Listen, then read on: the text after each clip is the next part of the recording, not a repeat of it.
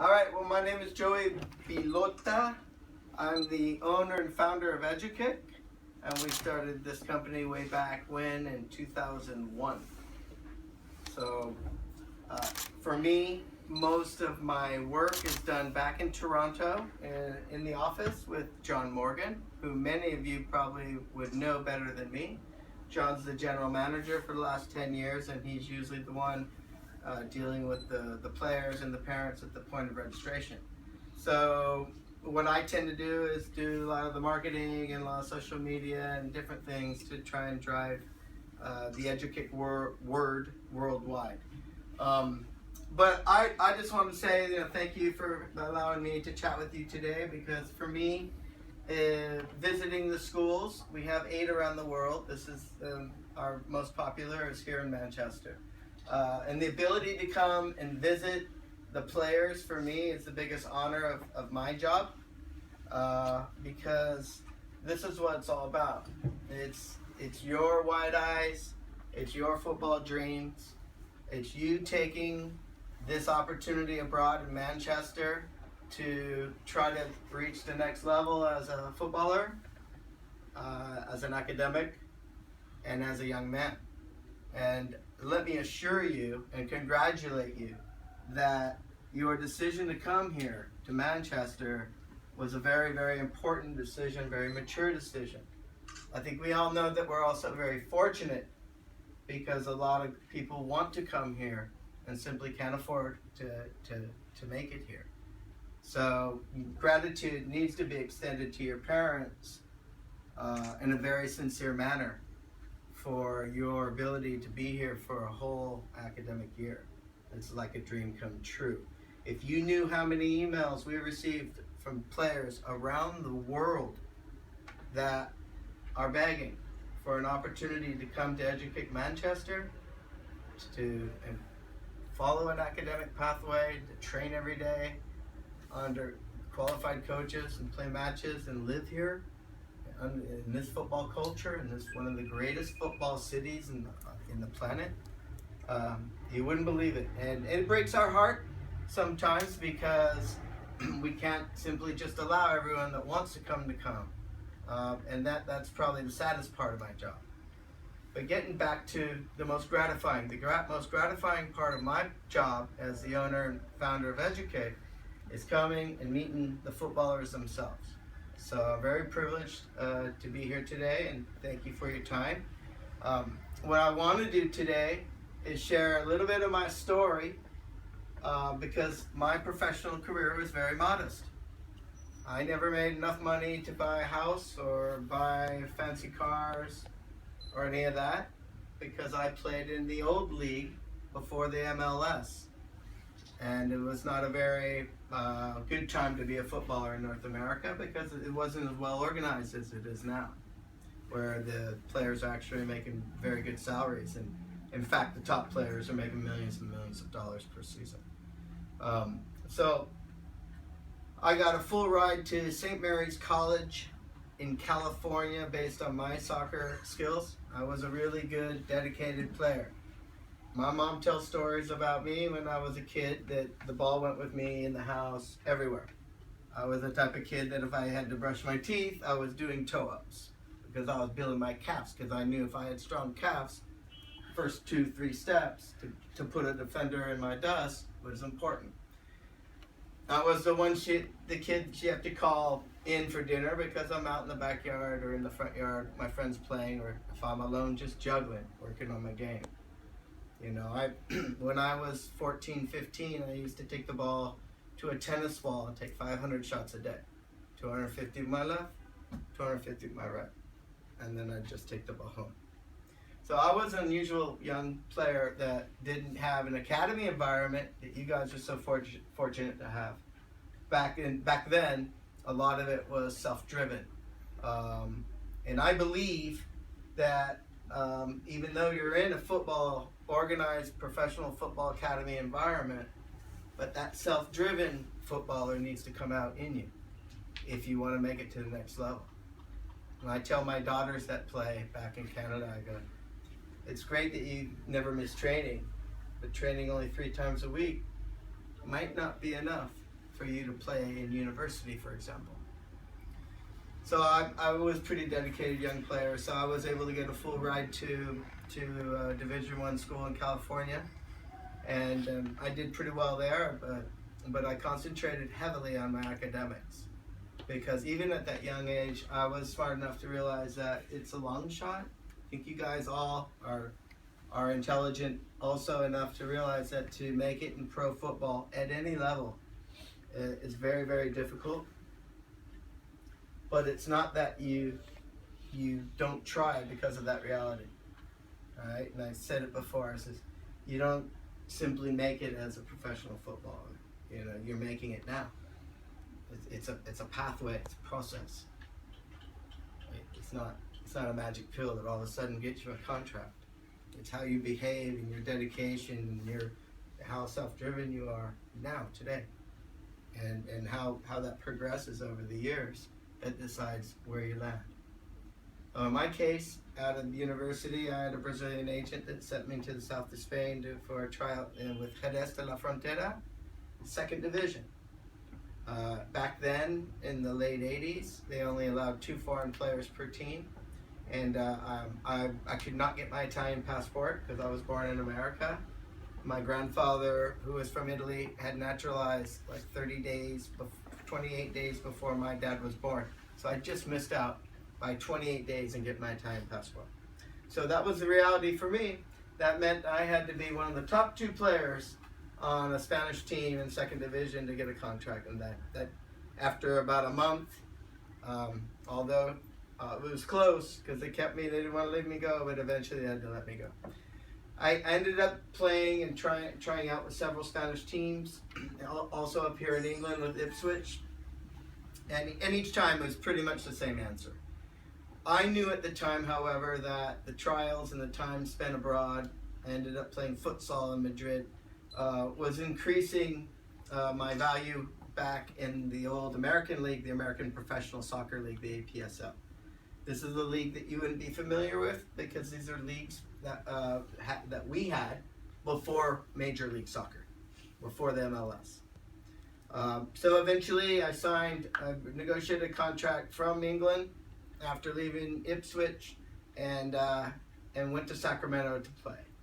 So back then, the league was not sanctioned and sponsored by corporate sponsors, and our paychecks were very minimal, very modest. So what we had to do to survive was to also teach soccer. So I had my club contract, be 3 or 4 of us in a rented house living together, teammates, and then I'd be what we call club pro, where I had one team I'd train Mondays and Wednesdays, and another team I'd train Tuesdays and Thursdays. So that pieced together, excuse me, I was able to piece together a decent living, a modest living, but not the kind of living that would buy you $1 million home or a Ferrari, like you see the footballers these days. Now, I think it's really important to share my story with you guys because although I'm an ex-professional player, it's a very, very modest story. So I made a point understanding all the while the situation I was going to be in, because I wasn't naive, to continue my education. And so what I did when I was in Spain trying to play is I made sure that I learned Spanish. And the way I did that is I brought a college textbook and literally read 2 or 3 pages a day doing the exercises to get tired and then fall asleep. I ended up going through 2 semesters of college Spanish on my own, literally at nighttime before I went to sleep. So I was able to learn Spanish fluently, and to this day, my second language acquisition, my learning Spanish, is what I'm most proud of in my life, next to my children. But playing pro soccer or graduating from university and starting EduKick, they're all really cool things and I'm very proud of it. But learning Spanish changed my life. The ability to communicate with so many different people and to get to know them is something I wouldn't have been able to do if I wasn't disciplined enough to take advantage of my time in Spain. So, how does that relate to you? taking advantage of your time in Manchester. Not just on the pitch, but here at the school. Socially, culturally, getting to know this place. There's a term I like to use, it's called Intercultural competence, ICC.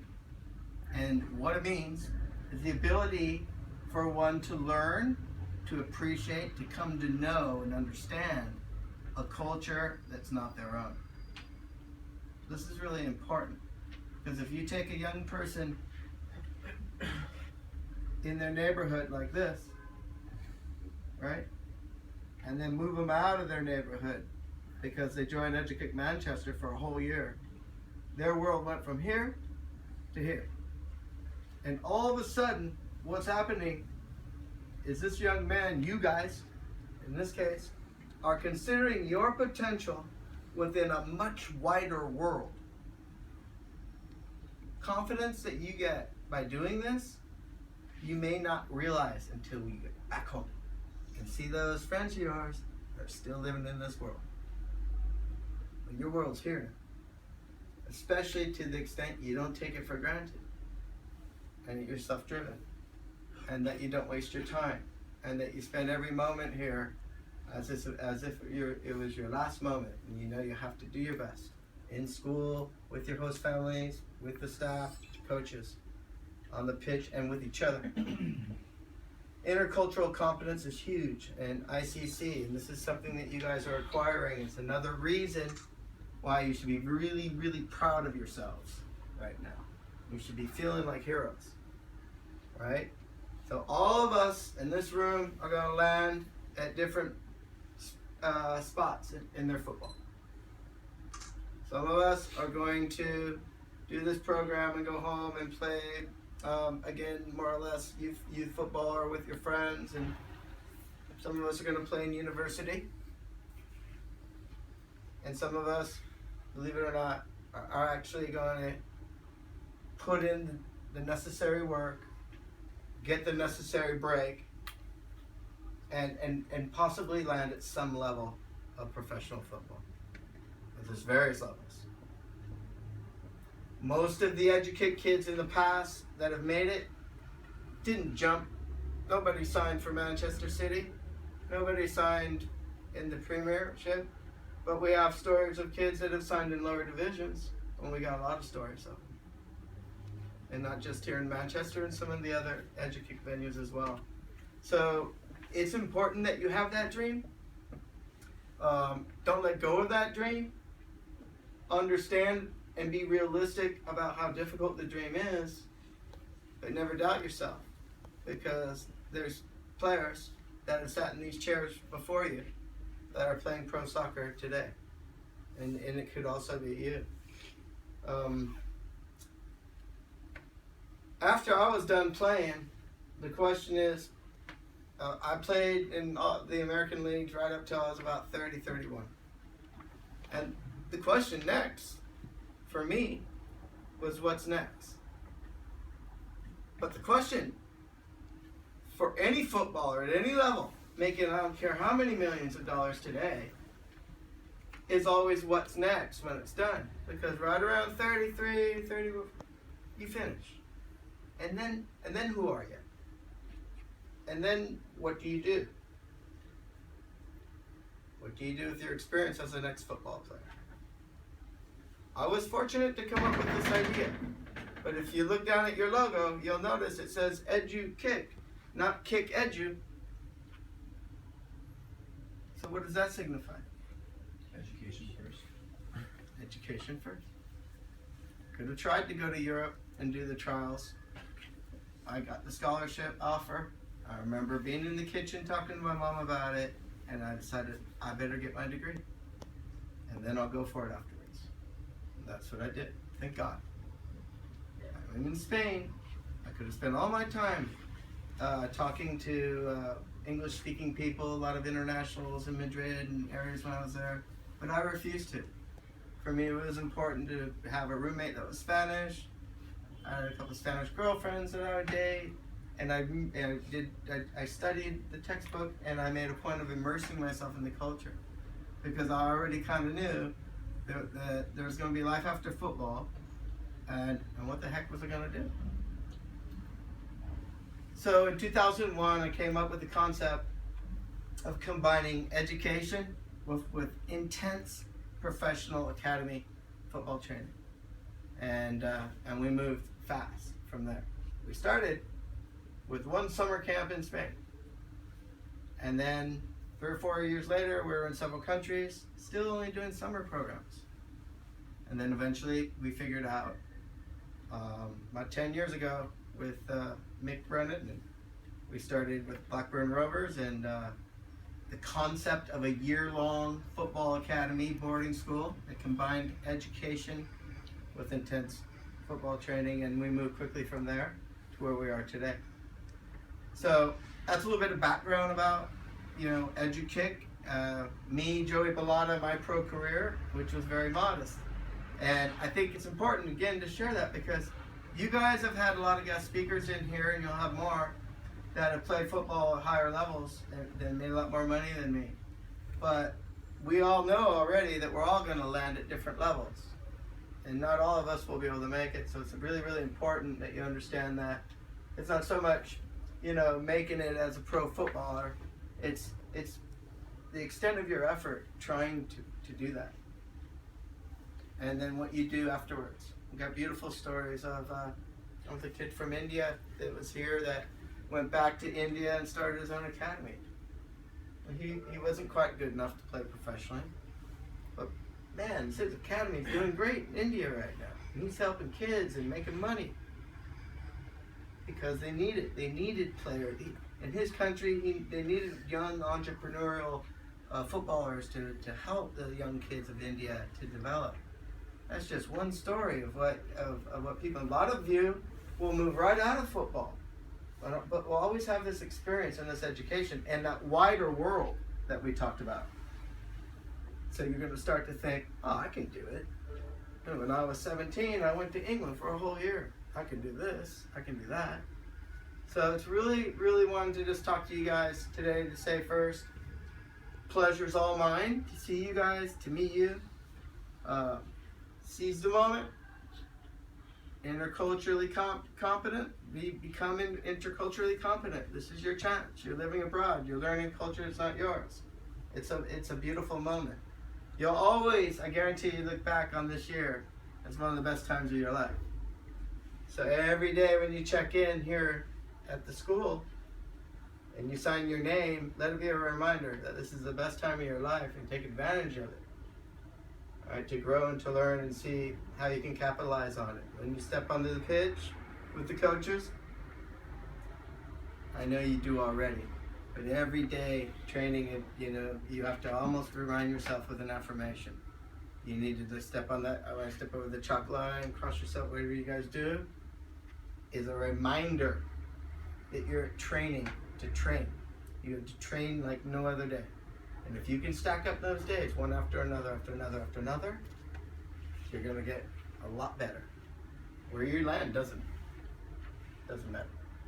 What matters is how much you feel good about your effort. And you know you gave it your all. You will be very easy for you to judge how much you grew as a footballer and academically and as a young man, mature-wise, when you go back and to your neighborhood, to the boys that never left, right? You know what I'm talking about. You guys are probably thinking about some of those kids now. So be proud of yourselves, all right? Be proud of yourselves. Now I'm going to do something real quick. I'm going to do a little drill. I want to know. I'm going to give you 2 seconds to think about it. Don't overthink it.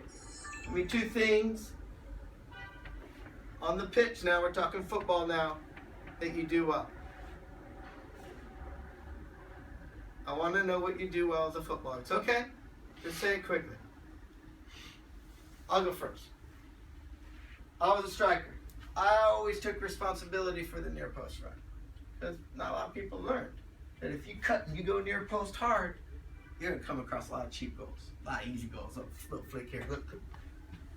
It's always got to be a near post run on every cross.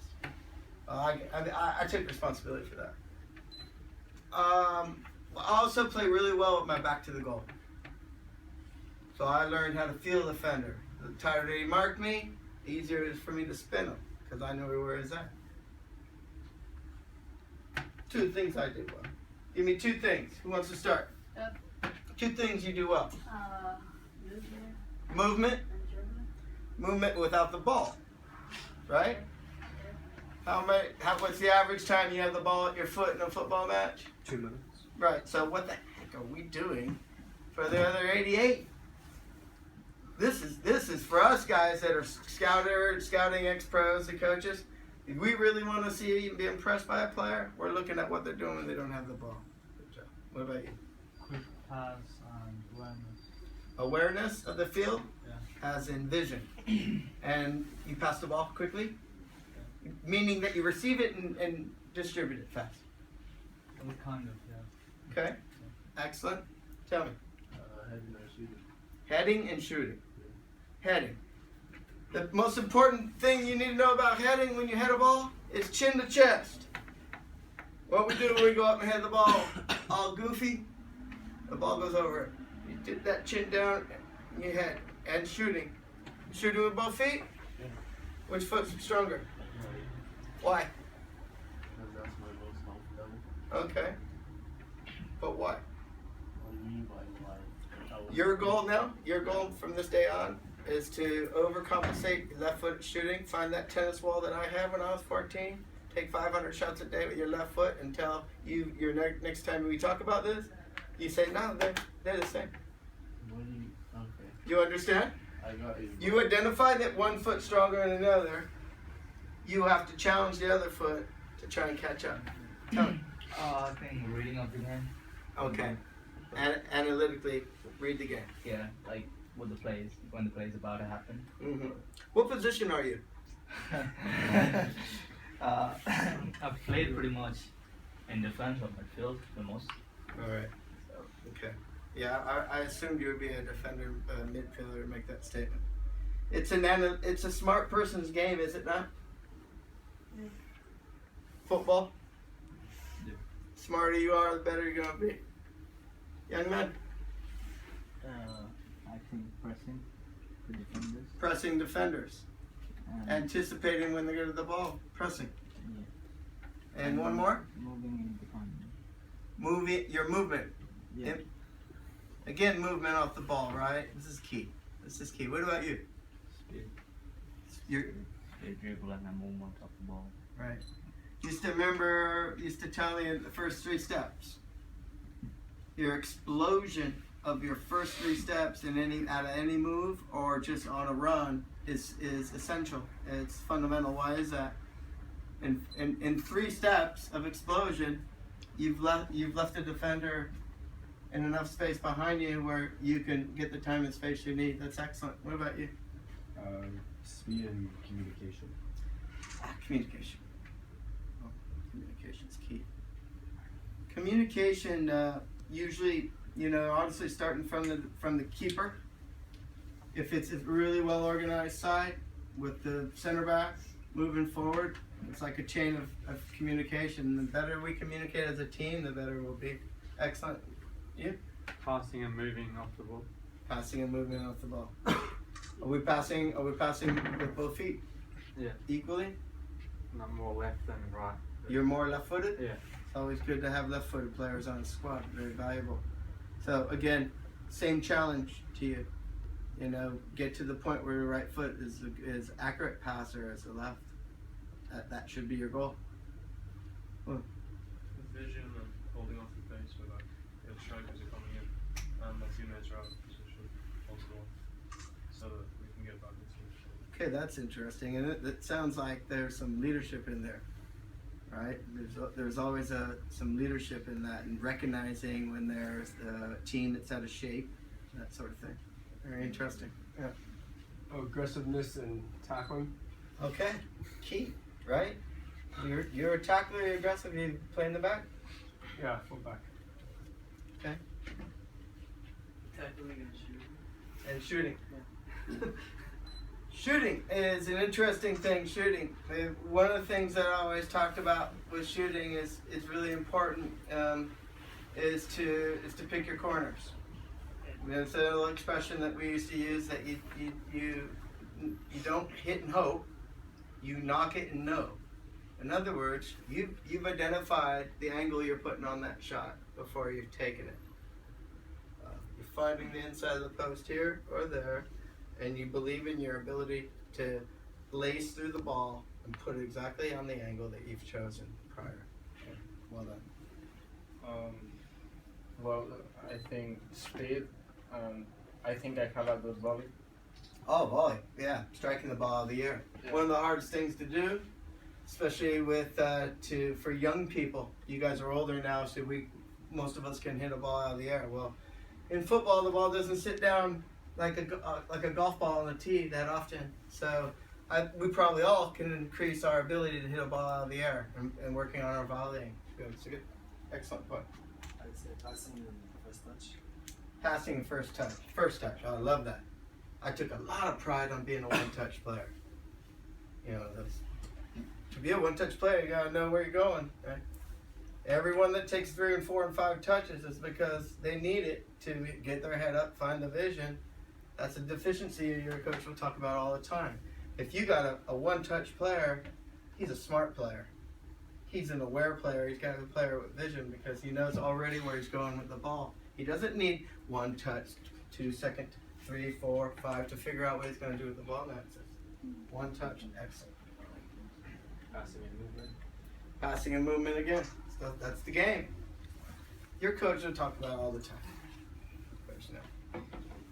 Yeah. Don't let pass and move. Pass and move. So the team that passes and moves the best is probably gonna win. Turn and recovery. What was the first one? Turn. Turning and recovering. Yeah. Yeah, recovering. That's another good one. That's an original one there, right? What's your work? How fast after we lose possession do we dig in, fall back, find our mark, and get goal side again? Dude, miss the pass, and if you spend 1 second going, or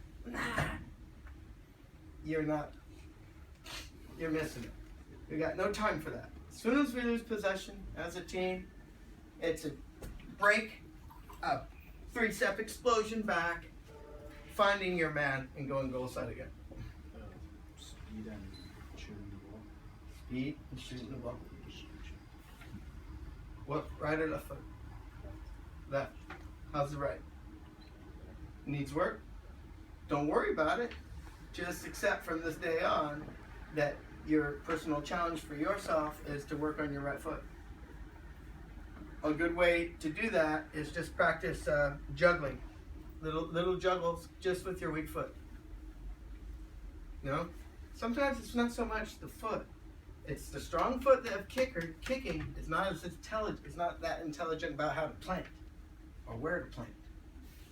So that's good. So I like to do that drill because you guys have to understand, what your strengths are. The opposite drill, we won't go through now because we don't want to bore you. But you, in your own mind's eye, be mature enough of a footballer to decide what are the 2 things I'm bad at, or what are the 2 things that are the weakest parts of my game. Because once you identify them and announce it to your friends or your coach, it's out there now. It only gets better from that point on. But if we don't identify what we're good at, the 2 things we think we're strongest at, 2 things that we might be weak at, our learning curve may be slower. In other words, if we throw it out there and take responsibility about our football, our learning curve will move faster. That makes sense? All right. So guys, John Morgan, my general manager, and myself run the company from Toronto, Canada. We're very accessible via email. You can call us, or if you ever felt the need to reach out to us for any reason, do never hesitate. Once you join the EduKick Manchester family, you're in for life. I'm Facebook friends with guys that from 10 years ago. And it's beautiful for me when they reach out to me to say hello. Or if it's their birthday, I wish them happy birthday and that sort of thing. So please feel free to stay in touch for any reason. And with that, unless you have a question, anybody have a question for me? Anything? No? Okay. Thank you guys very much for your time. And enjoy training today. I have to leave tomorrow on airplane back to the office. Thank you, by the way, for taking that match yesterday against the Toronto Lynx. That was a personal friend of mine with the cancellation that they had, so they needed a match. So I understand you guys could have easily won that game. It didn't go our way yesterday, but thank you for taking that match. That was from an actual personal friend of mine. Enjoy the day, guys, and stay in touch. And thank you for giving me the time to chat with you today. Thank you.